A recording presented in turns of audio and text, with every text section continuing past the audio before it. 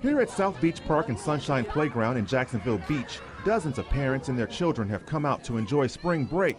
But while folks are having a good time, the CDC wants to remind everyone about the rising cases of measles, a virus that was once eradicated in the U.S. because of a vaccine.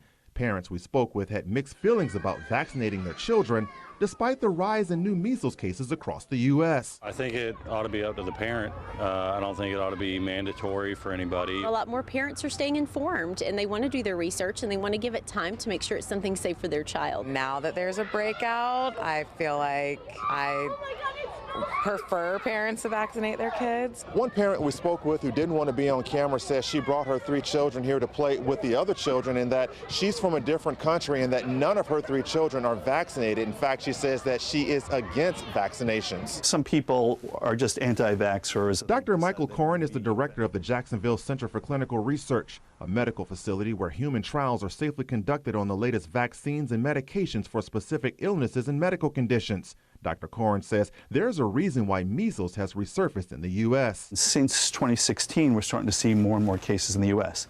Most of them are still coming from either exposure overseas for U.S. citizens who are not vaccinated or people coming from overseas who are not vaccinated. The CDC wants measles immunization rates at 95% or higher, but currently in Florida, the immunization rate is sitting at 91%. According to the Florida Department of Health, in Duval County between 2016 and 2017, 93% of kindergartners were vaccinated. But between 2021 and 2022, that number dropped to 89%. Medical researchers say the drop in measles immunizations hit around the same time the COVID-19 vaccination became a political hot topic that led to controversy. Some of them are legitimate controversies. For example, does a healthy 20-year-old need to get a COVID vaccine versus somebody who's 80 years old? Well, for an 80-year-old, it's no-brainer. Get the COVID vaccine. For a 20-year-old, there's a debate. So that debate, unfortunately, has become political.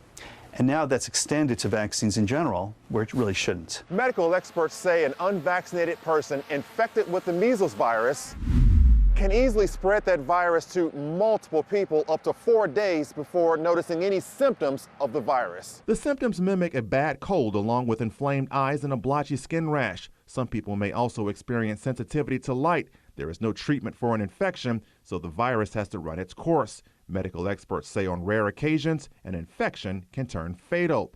But despite the warnings, some people continue to question if the vaccine is safer than the virus itself. Eric Avanier, Channel 4, the local station.